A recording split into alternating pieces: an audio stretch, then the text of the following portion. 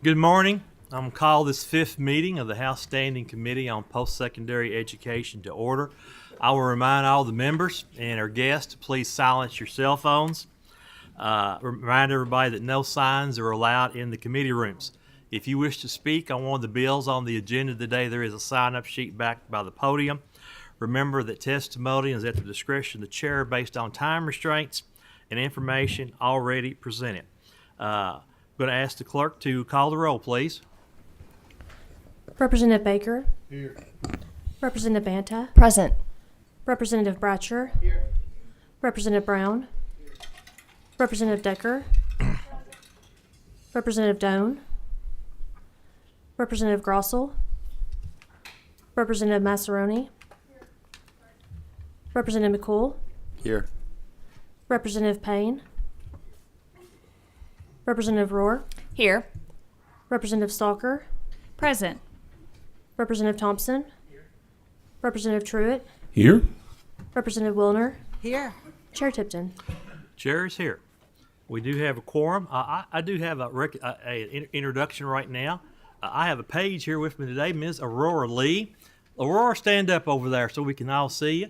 She is the granddaughter of our House Majority Policy Analyst, Karen Lee, and she's going to be here working with me today. And glad to have you here in the Education Committee this morning, Aurora. Let's all give her a warm welcome. Any other members have any introductions they'd like to make at this time? Okay, our first item on the agenda is Senate Bill 77. I am going to turn the chair over to Vice Chair Baker, and I'm going to go to the table with Senator Deneen on this piece of legislation.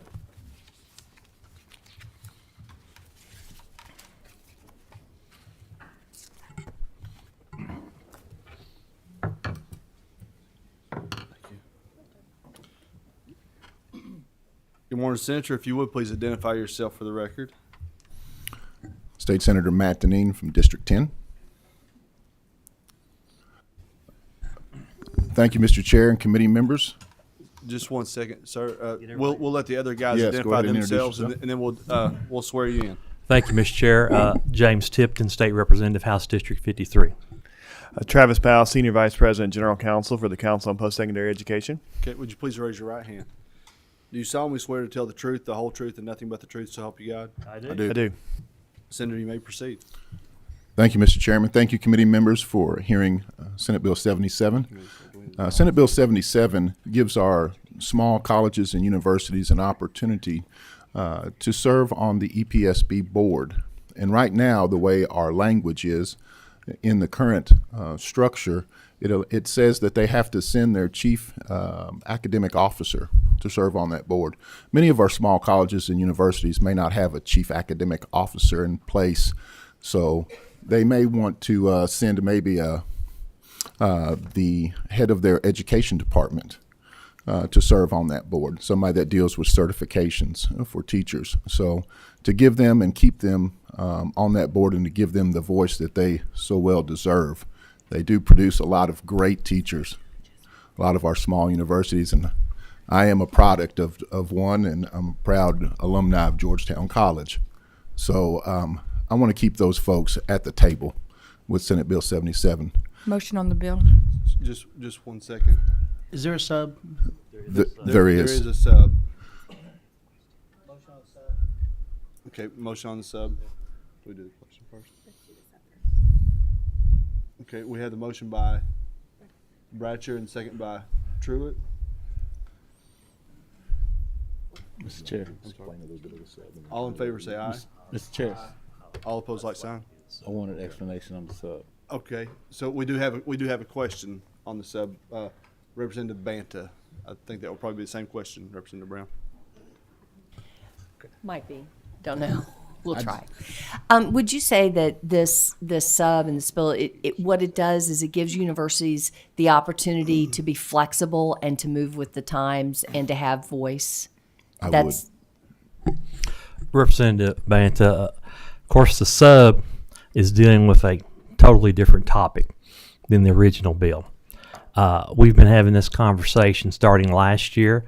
We passed Senate Joint Resolution 170. A study was done on the comprehensive universities that were wishing or wanting to expand into doctoral programs. We've reviewed that, and here's what the sub does. I think it might just be best if I just explain the sub as it's written, and then maybe I think the question, maybe I answer some of the questions. Right now, KRS 164.020, subsection 15, gives CPE the sole authority to approve or disapprove of any program that's requested by one of our universities. However, in the current statute, if you look on the sub on page 10, line 24, there's a current statute, there is a comprehensive university shall not, and there's a list of things that they cannot offer. Currently, a terminal degree of Doctor of Philosophy, Doctor of Musical Arts, doctor's degrees, and it goes on and on.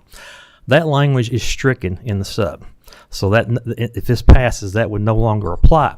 However, there are some, I will call them guardrails, put into the sub to in order for before CPE can approve one of these programs, they have to meet certain criteria that's laid out in the sub.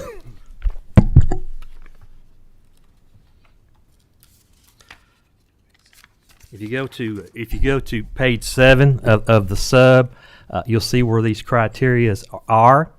And starting there, it says in order to be eligible to submit a proposal for a new doctoral program, they're on line 13, a comprehensive university shall maintain a first to second year retention rate at or above 77% in at least 2 of the last 3 years, a 6-year graduation rate for bachelor's degrees at or above 56% in at least 2 of the last 3 years, and sufficient unrestricted cash reserves and short-term investments to cover the institution's total operating and non-operating expenses for 3 months as calculated from the prior fiscal year's audited financial statement.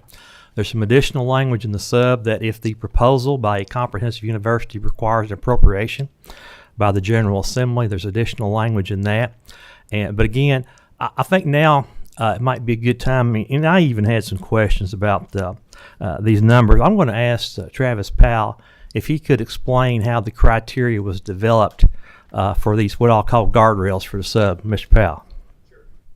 Sure. So the numbers there that you see that Representative Tipton mentioned there on page 7, the 77% and the for first to second year retention and 56% 6-year graduation rate are from national data that we pulled to put for all comprehensive universities that would put them in the 75th percentile. So basically the top quartile of performers of all comprehensive universities in the country. And so those two numbers, that's where those numbers are derived from. So essentially what we would be saying here is if one of our comprehensive universities is operating roughly in that top quartile of performers nationally for comprehensive universities, then that would make them eligible to submit a doctoral program for review by CPE. Representative Tipton, would you like for me to sort of go through the rest of the Please process? do, since you worked on this. Okay, sure. So once those thresholds are met, that would make the institution eligible to offer one of these doctoral programs. And there's really 2 pathways to go through if an institution wants to move forward with this. And these are any doctoral programs. So this would cover PhD programs. This would cover Doctor of Veterinary Medicine, Doctor of Osteopathic Medical, anything of that nature would go through this process. And so if an institution seeking to offer one of these programs would be needing to seek a general fund appropriation, either for capital or for operating expenses, then it would go through one process where CP would review and take into account the criteria that's set forth in subsection 4 there on page 8. And it talks about alignment with the university's mission to identify the statewide or regional need that this program seeks to fill. What's the student and workforce demand? Are there any workforce partners that the institution would be working with? How will existing resources at the institution be used? A lot of the things that were looked at in the Deloitte study and also things that we already look at as part of our program approval policy. CP would review that and then make a recommendation in its next biennial budget request. CP has the authority currently to make a consolidated request for higher education appropriations for each biennial budget process. So that is our authority. That gets submitted to the governor and the General Assembly for review and consideration in the biennial budget. And so we thought it was most appropriate to tie those requests to a biennial budget request and not a request during the interim. And since CP already had the authority to make that request. So that recommendation would then go to the General Assembly. Obviously, and also one thing I'll also mention is as part of this, the request, CP also has the ability to, rather than just saying, yes, we should move forward or no, we shouldn't move forward, it could also provide other recommendations as to how to meet that statewide need. So if there's, expanding at what's being offered at other institutions or partnering with other institutions, we have the ability to make some other recommendations in order to fit that need. And then, so once that recommendation is made, whether it could be accepted by the General Assembly, it could decide to fund it, it could not. CP could certainly recommend that the program not be funded, and the General Assembly could decide, no, we think it is a good program and we want to fund it. So if it is funded, then the program goes back to CPE for approval, and obviously that would be an expedited process because we'll mostly have all the information that we need already. But the important thing there is that when it goes back to CPE, it will also, if it's one of these doctoral programs for professional practice, then it's going to have to go through the programmatic accreditation process. And so we would track along with that process to make sure that the institutions are meeting the programmatic accreditors requirements and our requirements as well, because they need to make sure that they do that in order for their students when they graduate to be able to be licensed to practice in that area. So that's the process, and then there's also a review process at the end. So once that program is approved, then it's on a 3-year review cycle where we can review and see how the program is performing. Because again, on the premise that this would be potentially requiring a continuing appropriation. If there is no general fund dollars requested, then the program goes through the normal CP program approval process. It can come at any time, assuming those thresholds are met by the institution.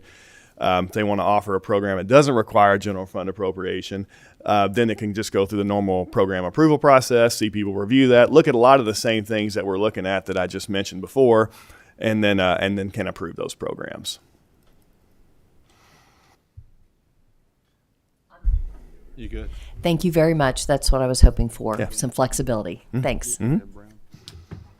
I think Brown's first. I believe it not only provides flexibility, but it provides all of us with a structure and process going forward. Okay, thank you. Representative Brown? Thank you, Mr. Chair. Do we have any comprehensives or any comments from the comprehensives as to this procedure? Up or down? Of course, the information just got out late last night. I apologize for that. It was out as soon as I was able to send it out. I did have one call with one of the presidents last night, and I could not answer his question, but I think Travis Powell answered his question about what the criteria was, how the criteria was developed, that 75th percentile. So I've only heard from one. I have not heard from anybody else. Myself, I don't know if Travis, you've heard from anybody else or not from any of the presidents at this point. I know Dr. Thompson had some discussions preliminarily. I think President McFadden's here, but I haven't. We've heard some general comments, but I guess before we go to a vote, if President McFadden would like to have a comment, I think that would be appropriate.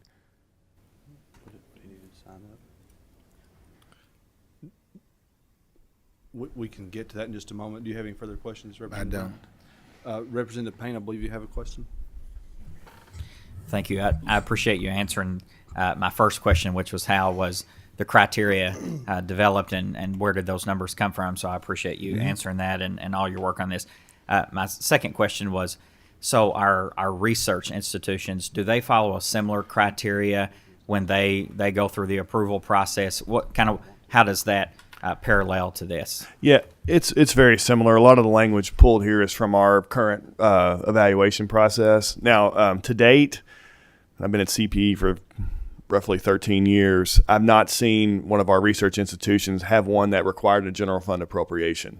So I don't know, and that generally would happen in one of the professional programs. Those have been long-standing with all our institutions at this point, so the issue really hasn't come up as far as needing a continuing appropriation for one of our from UK or U of L in any of their doctoral programs. But yes, it would go through a similar process. The criteria that we look at that have been outlined here is what we look at generally. We want to see the budgetary impact, curriculum of the program, demand, all that sort of thing. We look at all those things for all programs that we approve. So yes.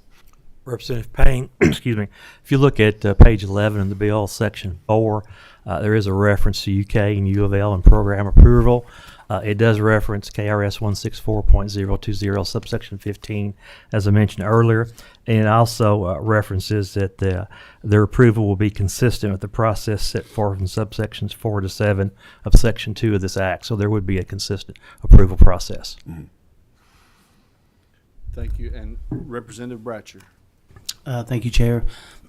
Just a question on the national averages. Are we using regional averages or national averages? I saw something in here, and if so, why would we use national averages instead of regional average?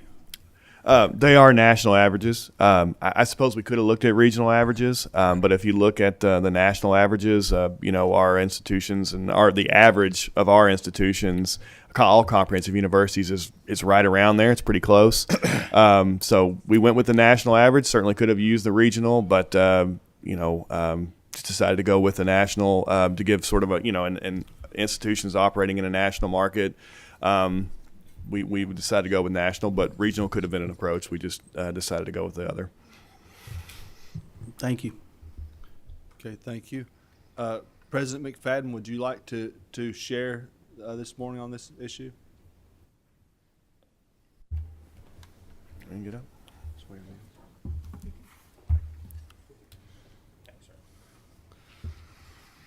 If you'll identify yourself for the record, I'll swear you in. David McFadden, President, Eastern Kentucky University. Okay. Do you solemnly swear to tell the truth, the whole truth, and nothing but the truth, so help you God? I do. Okay, thank you. You may proceed. Yeah, I want to first commend the Council on Post-Secondary Education, everyone who's worked on many of these issues, and I know many of you have entertained us as we've come around and talked about a vision for many of our institutions to expand some of our program offerings moving forward. As Travis indicated, we had a chance to see this language late last night, and I think that the most important thing is it does create a pathway forward. So I think that's an important thing for us to acknowledge, is that today there's a full prohibition for our universities, our public comprehensive universities, to offer these types of degrees. And I do want to let the committee know that, in looking at across the nation, Kentucky is unique in this state. There's not another state where there is an explicit statutory prohibition for doctoral granting institutions on degrees they cannot offer. Now, understanding that many states have systems where schools within the systems have their missions that are laid out, but it is unique in our state for that respect. And then, as we look a little further and we think about, what the future is for this space, I think that when we look at some of the requirements here, I think Representative Bratcher brings up a good point, and that is, typically we look at the SREB states around us to compare educational outcomes. And so I think that there's some active conversations about those standards that are being set. And we're very hopeful to make sure that we set something that, one, is attainable, but two, is something that will stand the test of time, because as we put kind of explicit numbers into statute, those reside here forever. And so we are very hopeful to be able to analyze this data a little more throughout the next couple of days, and make sure that that it really meets all of those standards that we want it to meet to deliver high quality programs. The one thing I want everyone on the committee to know from the comprehensive institutions seat is all of the institutions who are pursuing a variety of different program offerings are committed to really moving Kentucky forward. So whether it's in healthcare, whether it's in veterinary medicine, whether it's in data science research, whether it's in any of those things, we want to do so in a responsible and thoughtful way. The other thing I'll also say is just please know that our comprehensive universities in Kentucky already offer doctoral programs. We are already offering doctorates at all of our public comprehensive institutions, from education to psychology to nurse practitioner to occupational therapy to a number of other offerings. We are doing this and doing it well in Kentucky already. Mr. Chair. Thank you, President McFadden. I see no further questions. Do we have a motion by Representative Bratcher, second by Representative Massaroni? Clerk, please call the roll. Representative Baker, Yes. Representative Banta, Yes. Representative Bratcher, Yes. Representative Brown, Yes. Representative Decker, Yes. Representative Doan, Yes. Representative Grossel, Yes. Representative Massaroni, Yes. Representative McCool, Yes. Representative Payne, Yes. Representative Rohr, Yes. Representative Stalker, Yes. Representative Thompson, Yes. Representative Truitt, Yes. Representative Wilner, Yes. Chair Tipton. Yes. Okay. Senate Bill 77 passes with the expression of opinion that the same should pass with the committee sub attached thereto. We do have a title amendment. Motion on the title amendment. Motion by Massaroni and second by Representative Bratcher. All in favor, say aye. Aye. All opposed, like sign. Ayes have it. Thank you, Mr. Chairman. Thank you, committee members. Thank you. The committee title amendment is adopted. I've never done that one before. Thank you. Thank you, Vice Chair Baker. Next item on our agenda is Senate Joint Resolution 55. Senator Kitchener, if you please come forward to the table. Any guests you may have.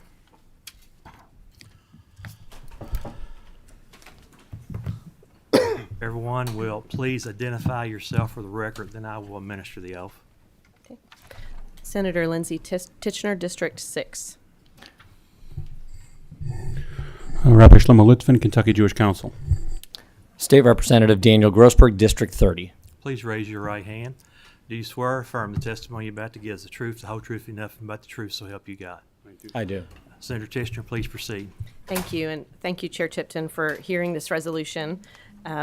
I'm not going to spend too much time telling the story. I'm going to let my guests tell the story because this is directly affecting them. But essentially, Senate Joint Resolution 55 is a resolution regarding anti-Semitism on our post-secondary campuses, and we lay out some provisions that hopefully will bring an end to the rise of anti-Semitism that we saw last session.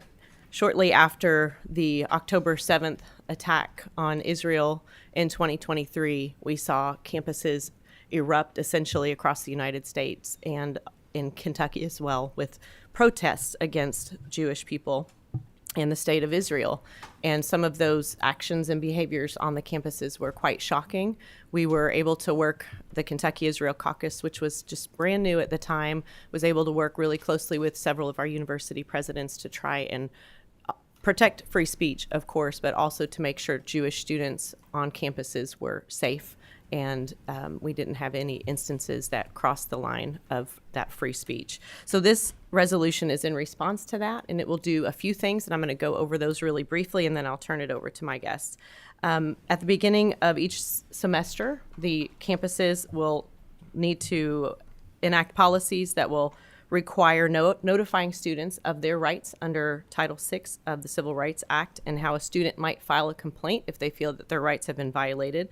Also will make them aware of the KRS 344.450, which provides any person with injury who's injured by certain acts of discrimination a civil cause of action. It also will notify the students of the current policies that do exist on campus regarding student-on-student harassment. They'll also make sure that Jewish students are aware of resources available to them at community resource centers in order for them to access any needs that they have as Jewish students, and also notify them of those resources to the same extent that any other organization on campus is recognized. And they will also defund and disband any student organizations that have been found to provide material support and resources to known terrorist organizations and report them to the appropriate law enforcement authorities. And they will also collect data and report that to CPE. CPE will then put that on their website in regard to any reports of anti-Semitism on their campus. And with that, I will turn it over to my guests, whoever would like to go first. Thank you, everyone, Mr. Chairman, committee, the Senate co-sponsors, the Senate who passed this resolution unanimously, everyone who worked behind the scenes, especially the leaders of the Jewish communities, many of whom reached out to folks on this committee. I know they definitely reached out to senators, and most especially to Senator Tichenor, who has done the hard work of carrying it to this point. I'm no stranger to anti-Semitism. Incidents of reported anti-Semitism are up exponentially. According to the Anti-Defamation League, there was a 400% increase in incidents in recent years from 2015 to October 7th, 2023. After October 7th, we saw another 400% increase compounded on that already high level. And because of those last 3 months of the year, the entire year was a 250% increase over 2022, or now a tenfold increase over the past 10 years. If those numbers sound staggering, they should be. This vile hatred is infecting every avenue of public life. Our colleges and universities are not immune, even in Kentucky. As a microcosm, there were 2 reported major incidents in Kentucky from January 1st, 2023 to October 7th, and there were 14 from October 7th to December 31st. Many of you here on this committee have seen me share reports of incidents, particularly when they take place on or around our universities. And let me be clear, there have been incidents at every one of our institutions of higher learning. Jews are subject to assaults, harassment, vandalism, bomb threats, and swatting, among many other bad acts. By and large, our schools are doing very little to react. We have had students find anti-Semitic and threatening flyers on their doors. They have had to stare down protesters actively calling for their deaths, praising the rape, murder, and torture of their fellow Jews. We have had professors openly praise the terrorist attacks of October 7th and calling for more of them. In one case, of which several members of this community are aware, the school said there was protected free speech and they were uncompelled by the argument that Jewish students deserve the same legal protections from a hostile environment due to their protected class, because Jews are not a protected class. I asked what would happen if a professor praised slavery and encouraged its return, and was told that professor would be terminated because that is different. We have had students bullied and harassed to the point that they have left our schools. In many cases, these incidents are coordinated by groups that are designated by the Justice Department as hate groups and by the State Department as terrorist groups. And again, our schools have often done little, sometimes nothing, to react. Our universities are using public tax dollars to fund groups with affiliations to these Justice Department hate groups and State Department terror groups, and they say they won't stop. In many states, the public universities are facing massive Title VI violation lawsuits worth tens of millions of dollars each over the same acts. And I will also point out that recently we saw that a private university, Columbia University, just lost $400 million of funding for failing to act on this. This bill simply guarantees our Jewish students receive the same protections as every other group discriminated against on the basis of race, religion, or ethnicity. This resolution has been amended by First Amendment advocates to guarantee its constitutionality. We do want to protect the free speech of those who wish to express valid criticisms of Israel and its policies without targeting Jewish students en masse with fear and hatred. I also feel the need to point out, as I just shared with Senator Tichenor maybe 10 minutes ago, that in the House last year there was a similar bill sponsored by Representative Sharp that he came to me to ask my opinion of, and I told him that I agreed with all the sentiments, but that I could not support the bill because I thought that it would squash free speech, and that killed the bill. This one does not squash speech. This one does not prevent students, once again, from expressing criticisms of Israel or its policies. It does, however, prevent them from targeting Jewish students with fear and hatred. And I'm sure the rabbi has more to add. Shalom. My name is Rabbi Shlomo Litvin. I serve as chairman of the Kentucky Jewish Council. I also serve as director of the Jewish Student Center at the University of Kentucky. And I serve on the UK's religious advisory staff and on the National Anti-Semitism Campus Task Force. I'm here today in support of this critically important resolution to address the rising scourge of anti-Semitism on college campuses in Kentucky. Anti-Semitism on campus is a global issue and is a national issue, and Kentucky is no exception. The issue begins not with students but with professors, like Ilsan Aktib at Murray State, whose social media is filled with unhinged anti-Semitic diatribes and threats of violence against Jews, to Mark Murphy at the University of Louisville, who has time and time again been condemned for anti-Semitism and Holocaust denial, being banned from social media twice now, to Ramsey Woodcock at the University of Kentucky, who rants about Jews both online and in the classroom with Jewish students in the room, to Ricky Jones at the University of Louisville, who openly calls for fewer efforts to combat anti-Semitism. All these flagrant issues went unrecognized by the universities. The epidemic is also present within the student body. Last year, the annual Kentucky Jewish Council report on anti-Semitism in Kentucky recorded over 15 incidents of anti-Semitism on campus, serious incidents, not just a word said in a classroom or a comment by someone, threats of violence, vandalism, threats against Jewish students, keeping Jewish students from being able to utilize the campus. Students participated in nearly 24 events off campus. Last year in this very room, the legislators met to watch footage and evidence of October 7th. Students on campus organized, using campus funds, to come to this building and try to stop the representatives from hearing the truth. That is a first-hand account some of you in this room have of how the anti-Semitism on campus doesn't stay there. When a picture of a 9-month-old baby was hung up at University of Kentucky, who was kidnapped for being Jewish, who was strangled to death by hand for being Jewish, and his body mutilated, it was torn down, and in its place, praise for terrorists who murdered Jews was hung. When this first came before the Senate, we didn't sit here alone, but the heads of the Jewish federations of Louisville and Lexington, which represent the collection of synagogues and temples in Louisville and in Lexington, stood here as well, along with a dozen leaders from across the Jewish community. This is something that is endorsed by Hadassah, the largest women's Jewish group in Kentucky, endorsed by synagogues and temples across the Commonwealth, by the federations, by the Kentucky Jewish Council, and by Jewish groups from the east side of Kentucky till the west. This resolution protects Jewish students and is of critical importance.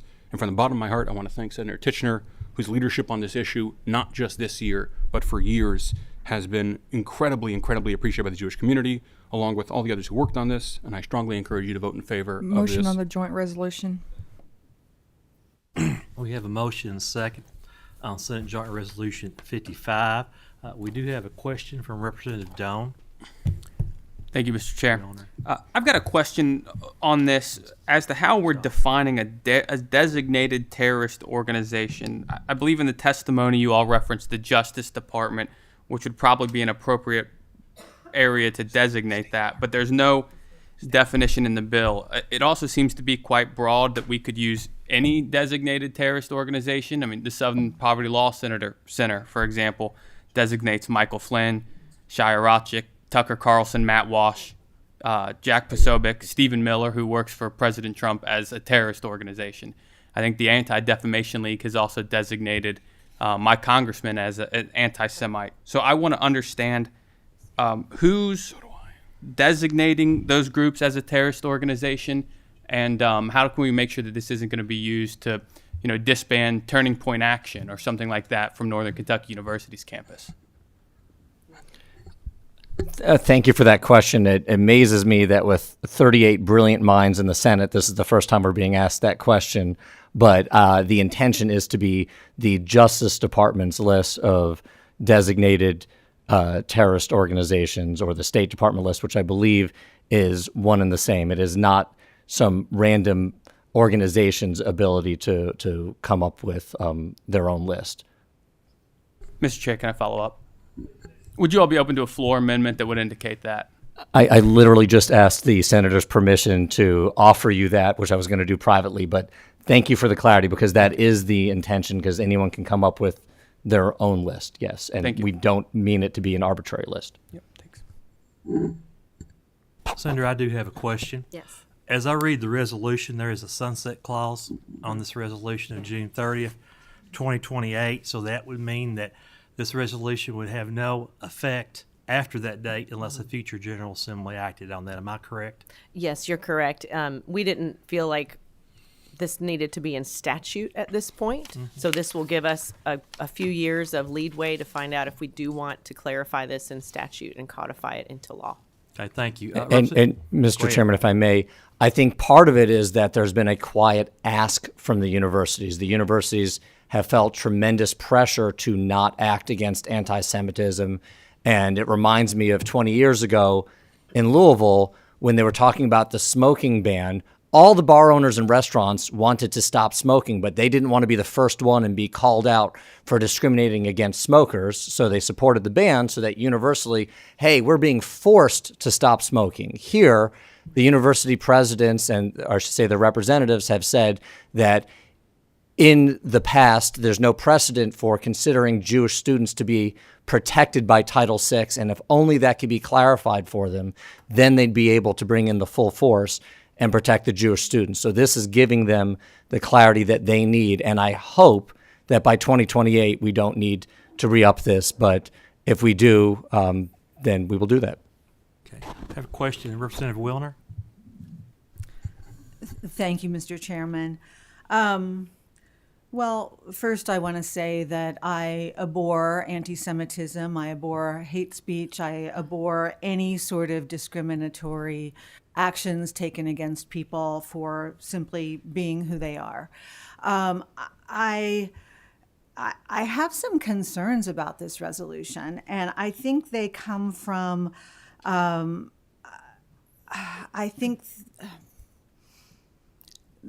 and sometimes things are called anti-Semitic that I don't believe are. And we know anti-Semitism is real. We know it's on the rise.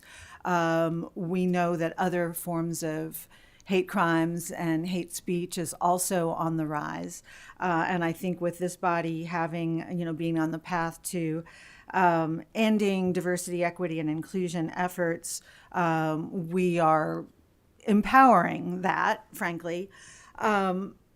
But I guess, so in the definition of anti-Semitism that's referenced in the resolution, manifestations might include the targeting of the state of Israel, conceived as a Jewish entity. However, criticism of Israel similar to that leveled against any other country cannot be regarded as anti-Semitic. And what we have seen in the national reality in the national news, Columbia having lost its funding is one expression of that, is that criticisms of the Israeli state, of Israeli state policies, policies, for example, that bulldoze homes in the West Bank, policies that have blockaded aid, food, clean water, medicine to Gaza have been blocked. Those are Israel state policies, and criticism of those policies have been called out as anti-Semitic. And so how do we make that distinction that we are not shutting down? And I hear you saying we're not infringing on the First Amendment, but we've seen the First Amendment infringed on. We've seen funding lost over and over and over again. And I want to say that I say this as the daughter of a Jew. I say this as a person with thousands of years of proud Jewish lineage, but protest and the actions of the Israeli government against innocent people is so abhorrent, and I'm so scared that we are enshrining into law that policy, those policies are not are off limits for protest by students or others. Yes, go. So I think it's important to note that the actions taken against Columbia were not about protesting Israel for bulldozing houses that were built illegally, which is the same thing that America would do, for example. If I built a house illegally, state troopers would come, take me out of the house, and they would destroy the house. So condemning that, if you have an issue with governments condemning illegally built houses, is not what's going on at Columbia. What's going on at Columbia is Jewish students are blocked from entering classrooms. Buildings are taking over vandalism is taking place, workers of the employer are being assaulted. Hanging a flyer of Hassan Nasrallah with the words "Death to all Jews," which took place at Columbia. Nasrallah, who was directly responsible for the murder of 218 Marines in Beirut. Thank God he was killed during this war, but hanging his poster with a sign "Death to all Jews," with signs "Intifada here, Intifada everywhere," calling for the murder of Jews on that campus, is not calling out an Israeli policy that people don't like. So again, this bill is very, very clear. This is not inhibiting free speech. But when someone goes to the dorm room of one of my students at the University of Kentucky and carves a swastika into her dorm room, when someone says, "We're going to come and get you for what you did in Gaza" to my 9-year-old child as she walks across the University of Kentucky's campus, that has nothing to do with the policies of Israel. So the actions taken at Columbia, the actions taken at Barnard, these are not actions protesting Israel. These are actions targeting Jewish students. It is illegal, it is a crime, and we should act against it. And if I may add, Representative Wilner, I believe you were there that day that I honored Israel for its anniversary. And I stated that day with the Consul General, who is one of the highest ranking members of the Israeli delegation, that someday I hope to be on the House floor honoring a free and independent Palestine. And I'm now in a very small minority in the Jewish community, of the practicing Jewish community, who still says that, and I still believe that. I abhor many of Israel's policies, and I'm not ashamed to say that.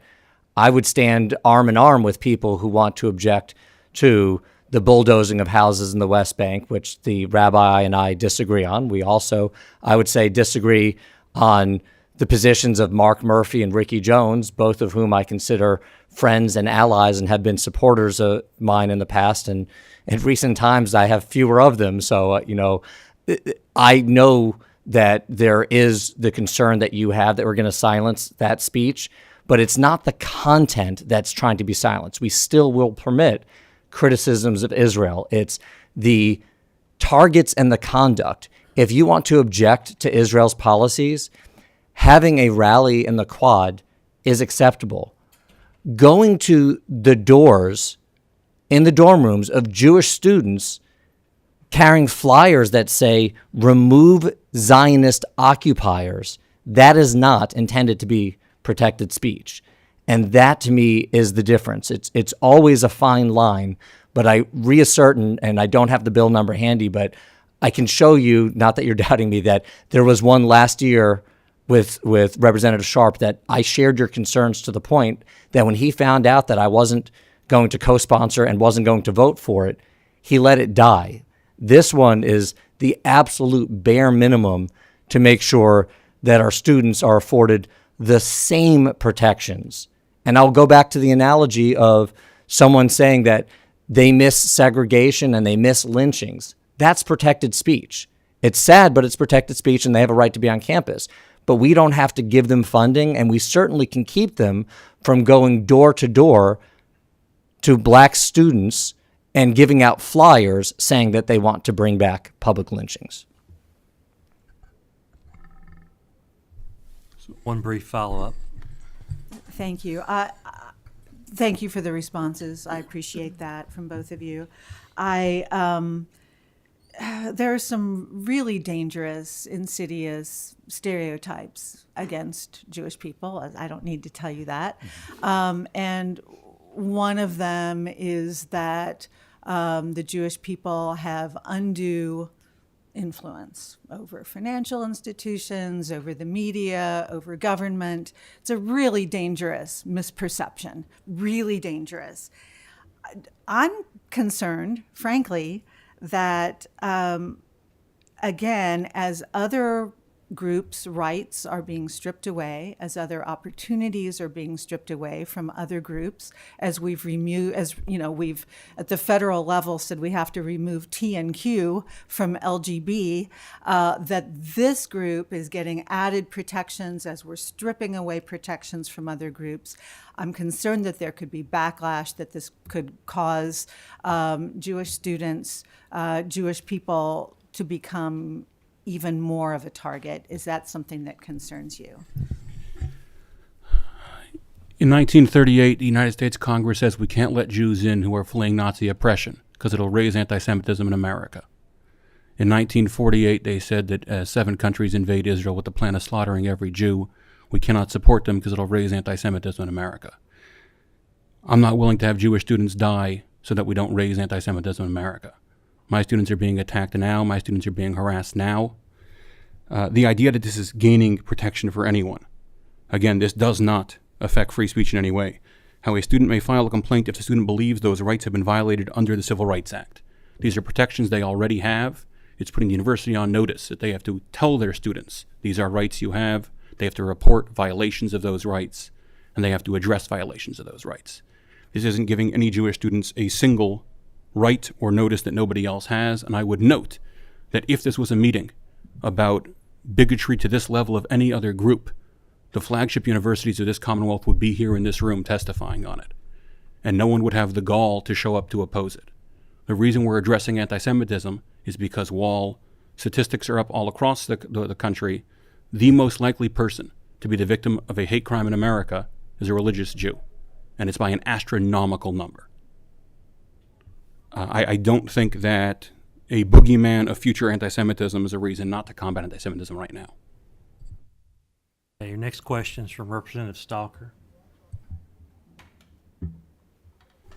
Thank you, Chair.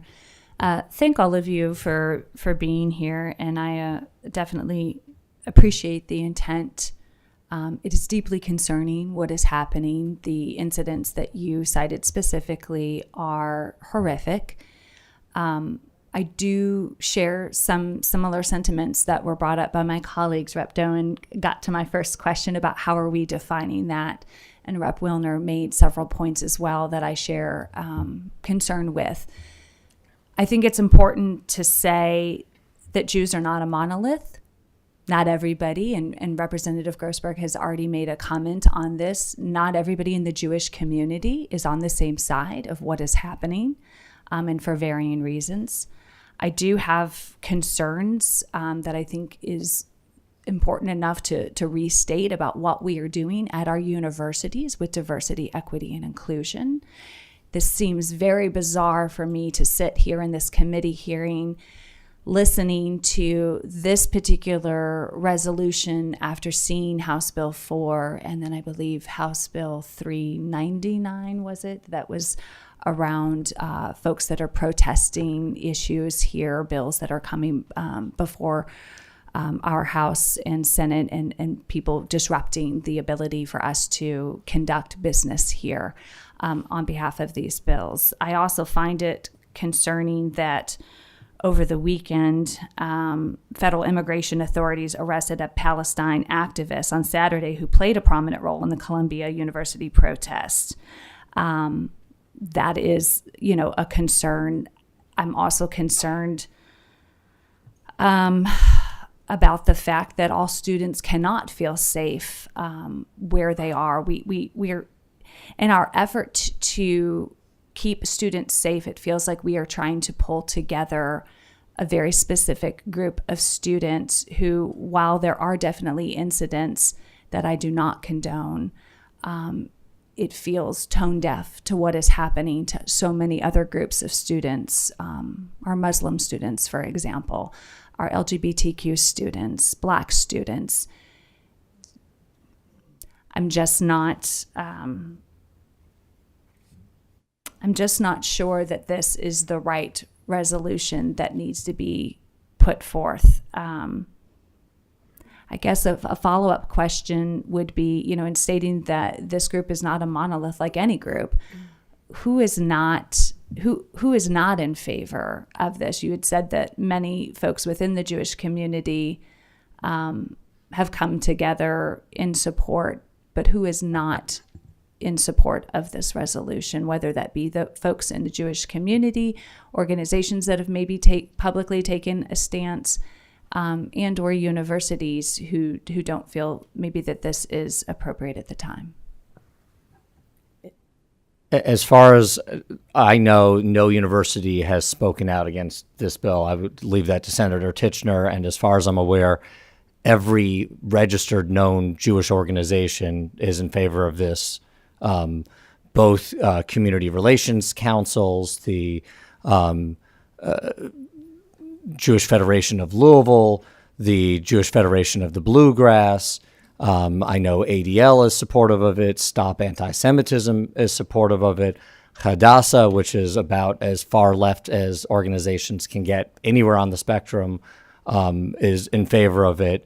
And to the broader point you made, I know voting records are on the internet, but I want to state on the record that I voted with you and the other Democrats on House Bill 4 and House Bill 399 and spoke on it because I believe it's that important to protect our diversity and to protect dissenting viewpoints. And this, I think, only enhances that. This makes clear. And if we want to talk about a slippery slope, my concern is if we don't do something like this that clarifies who you can target with your speech, we're going to see the federal officials coming into Kentucky with a much heavier hand than what this resolution does, which is just to instruct our universities that Jewish students are entitled to the same, not more, but the same protections as any other targeted group. And no one doubts that the Jewish community is targeted. I would just say in response to Representative Stalker and Representative Wilner, I didn't get to answer before, your concerns about DEI being eliminated from our college campuses. Where was DEI when anti-Semitism was so prominent on our campuses? Where was DEI when swastikas were carved into the doorways of Jewish students? DEI was nowhere to be found for them, because what DEI has done has caused a division among people, separating people into certain groups. And that's what we want to get rid of, because the Civil Rights Act is for everyone. It's for everyone. And DEI has said it's only for certain people. And that's what we're trying to do here, to make sure students are aware of those rights, and that campuses are forced to let them know, you do have these rights. Here's how you file a complaint if you feel like those rights have been violated. And that's available for every student on our college campuses now, and always has been. I would note both to Representative Stalker's concern and the concern Representative Doan brought up earlier I didn't get a chance to speak on. The Southern Poverty Law Center doesn't have a list of terror groups. They have a list of hate groups. Similarly, the ADL does not have a list of terror groups. They have a list of hate groups. I don't know of an organization besides the State Department who designates terror groups. So I'm happy to look at a floor resolution, but as for the term terror groups, as far as I know, the only group designated terror groups is the U.S. State Department. And in government regulations, that's generally what it's referring to. But I respectfully would still deflect to Representative Doan's concern, because I don't want someone else producing a list and bringing it to the university and saying this group is associated. I think it's important for clarity. Okay, yeah. We have one more member for questions. If I could just finish. Briefly. Yes. As for the fact that addressing anti-Semitism today is tone deaf, I don't mourn the fact that someone who called for the death of Jews in New York, where my mother-in-law lives and my siblings live, was arrested. If someone has a green card and they commit gross crimes of moral turpitude, they should be removed from this country according to our laws. Calling for the death of Jews, attacking workers in libraries, destroying campus utilities in the name of a ideology that calls for the death of every Jew in the world, including me and my children, is a crime of moral turpitude. And as for it not being the right time, again, in 1940, President Roosevelt said the Jews should stay quiet when 300 Orthodox rabbis marched on Washington to insist that the U.S. government do something about the crisis in Europe. The president refused to meet with them because it would appear tone deaf. There are lots of issues. I don't apologize for being tone deaf when it comes to defending my family. I don't apologize for being tone deaf when it comes to defending my community. If someone finds that me speaking out for anti-Semitism is tone deaf, I think it's their hearing that's the issue, not my voice. Representative Stalker, do you have a brief follow-up? I do. Thank you so much. I appreciate the energy behind this. I do want to caution just people in general about when we talk about, whether it's a resolution, whether it's a bill, and we're bringing very extreme things to the forefront. And those things should be brought to the forefront. What I am simply stating, because I want to make sure that people are clear on what it is I am and I'm not saying, is that we have these issues in other areas across our universities with other groups. To say that the comment around being tone deaf, and just for the record, I have family members who are Jewish, so I share your same concerns when you have extreme people making extreme and violent and terrifying comments such as that. I sit in your sense of being scared. So please do not mistake my concern. But again, the Jewish community is not a monolith. Not everybody is on the same side of this issue. And I also want to state for the record again, diversity, equity, and inclusion is a framework. It's a framework. And it's a framework that hasn't been around long enough for us to say it's not working 100%. Is it perfect? No. But it certainly has improved the quality of our students across universities.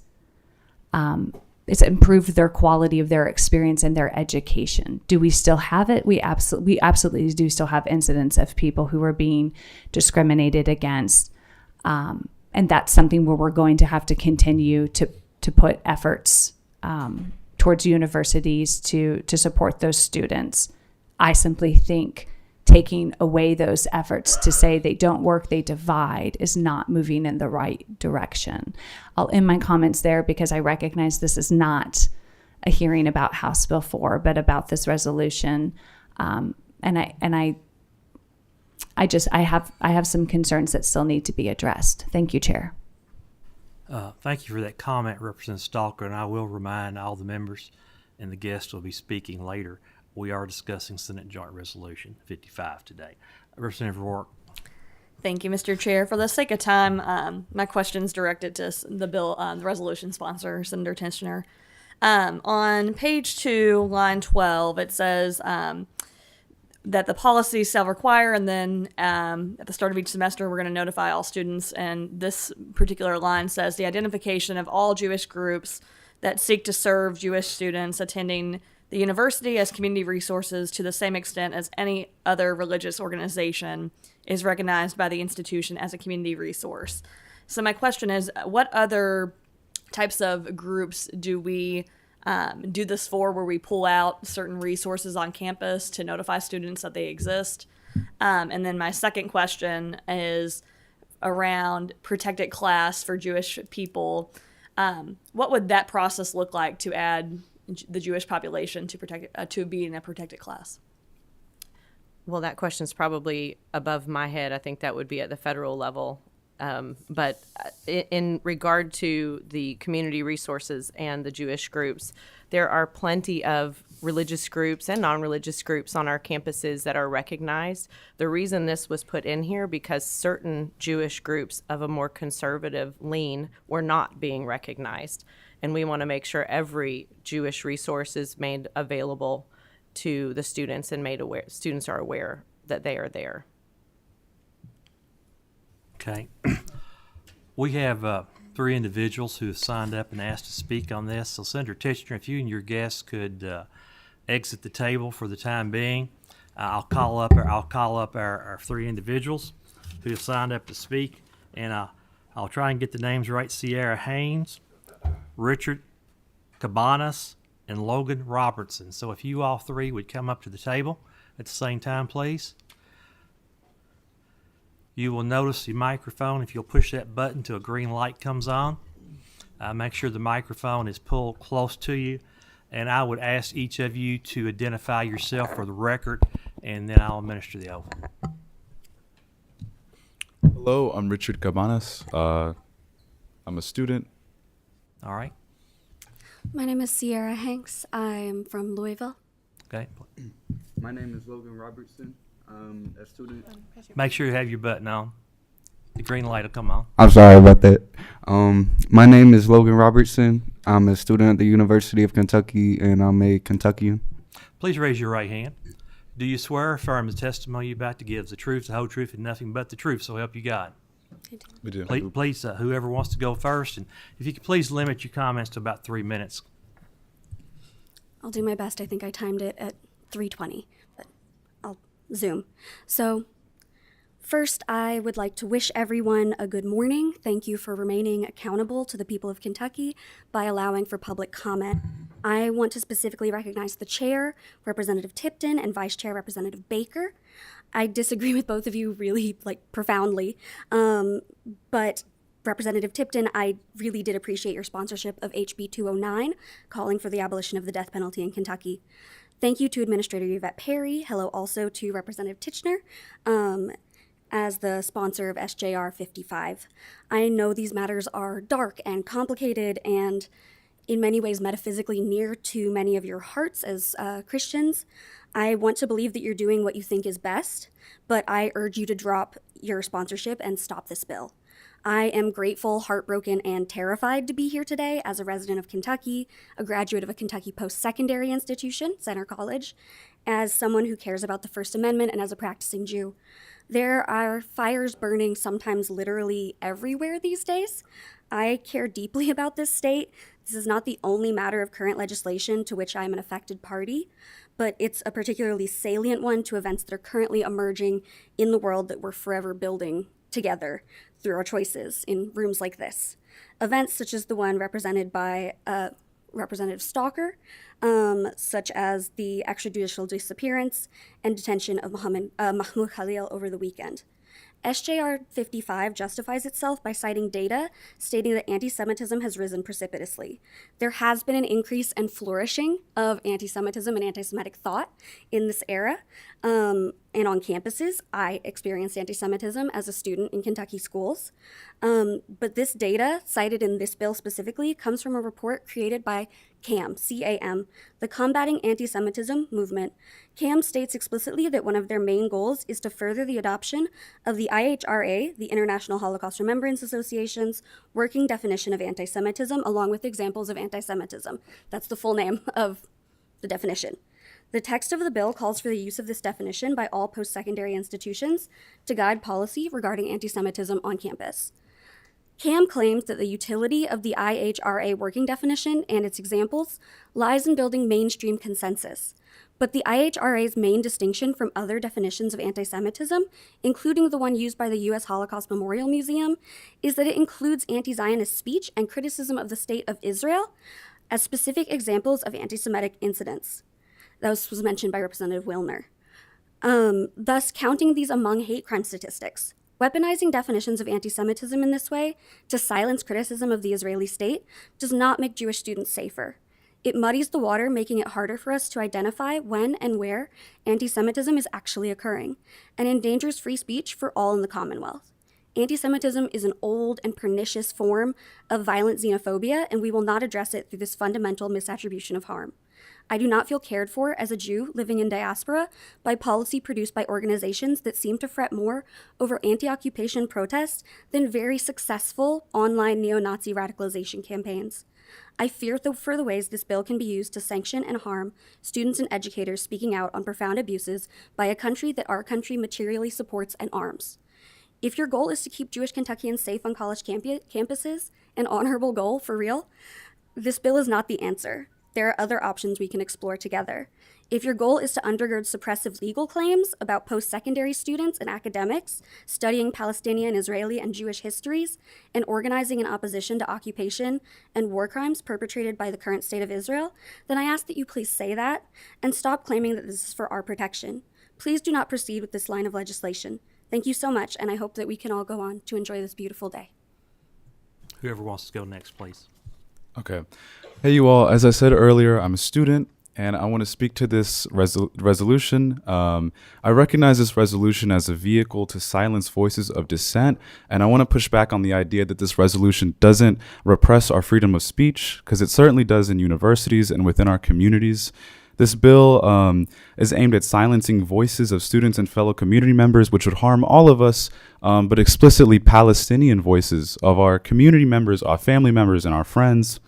who have already been systematically targeted, victims of crimes against humanity, many that Representative Wilner mentioned, that Rabbi Shlomo defended, and genocide. And another aspect is that this bill deliberately conflates Judaism and Zionism, identity and ideology, which are two completely different concepts. So while this bill does this, it actually creates a space for anti-Semitism to grow by conflating these concepts and throwing our First Amendment rights away.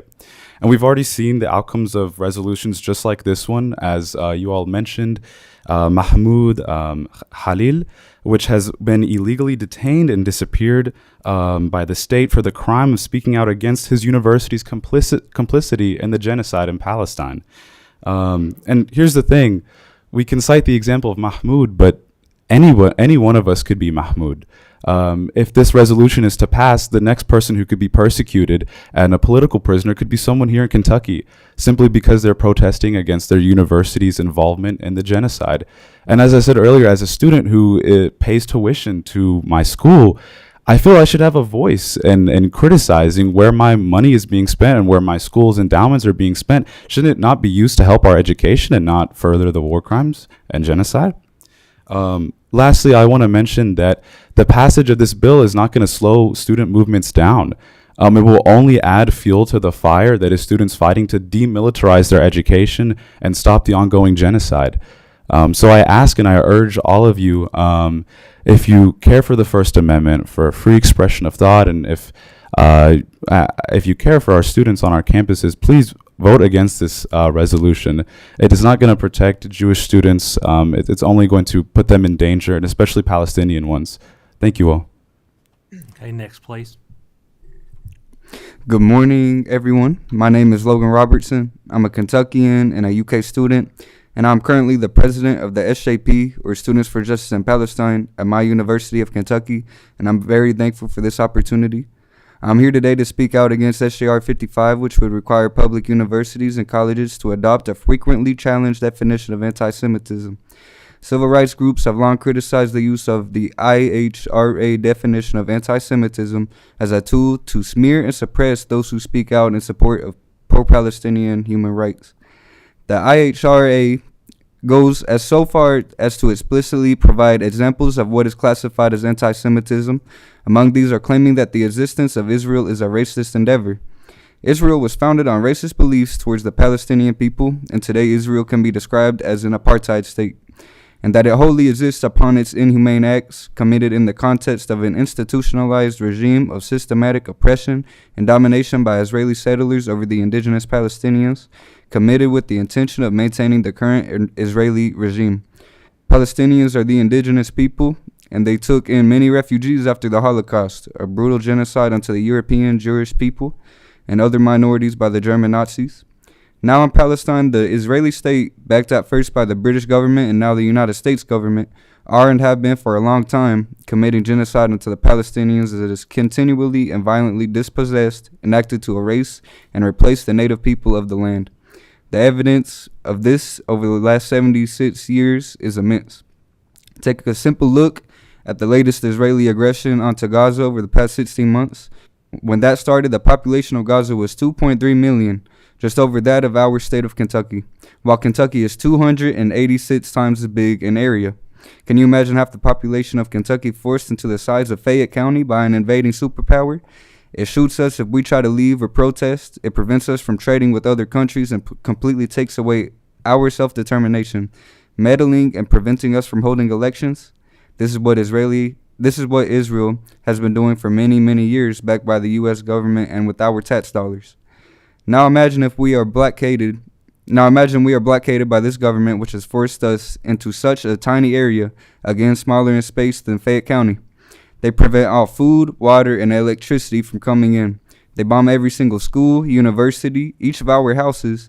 They completely bomb and destroy every hospital. They send soldiers into our tiny piece of land to massacre us to the extent that where hospitals were in Gaza, there are now mass graves of us. This is exactly what has taken place for the past 16 months, but I implore every person here to learn why millions of Palestinians have been forced to live on such a small piece of their land to begin with. Not only would passing SJR 55 in Kentucky shield the war criminals in Israel and the U.S. government responsible for this horrible genocide of Palestinians from our criticism as Kentucky students, faculty, and staff, but you would also deepen our state and our university's complicity in this genocide. This joint resolution requiring the use of the IHRA definition of anti-Semitism is designed to suppress our freedom of speech and freedom of assembly as Kentuckians, which is absolutely unacceptable. It would truly show me and countless other Kentuckians, along with the passing of House Bill 4, that Kentucky's government does not represent me or my fellow Kentuckians, that it only seeks to make our marginalized communities more and more destitute and without voice. It would really make myself, and I'd say the majority of Kentuckians, know that those responsible for its passing need to be out of our state's legislature and that they're unfit to serve us. That we should protest against them and continue mobilizing even harder in the face of these repressive tactics so that we can obtain justice not only in Palestine but in Kentucky as well. At the end of the day, Kentuckians as well as God will remember your complicity and cowardice in the face of injustice. So I urge this body to oppose. Logan, your time is up. Yes, sir. Thank you. Representative Bratcher, you have a question? Thank you, Chair. I do have a question for Mr. Robinson. I noticed back there you were sitting when you brought out your scarf when you came up to talk. I just wondered if you know the background of the scarf and what the meaning of it is. Yes, sir.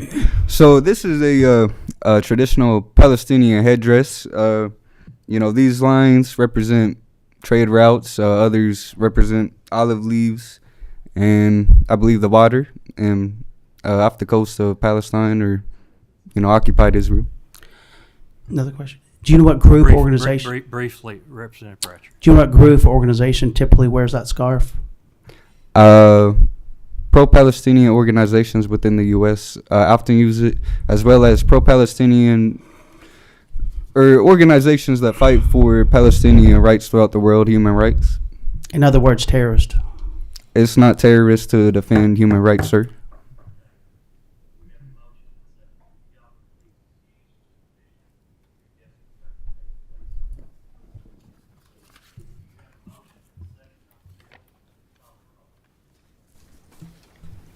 Representative Baker, Yes. Representative Banta, Yes. Representative Bratcher, Yes. Representative Brown, Pass.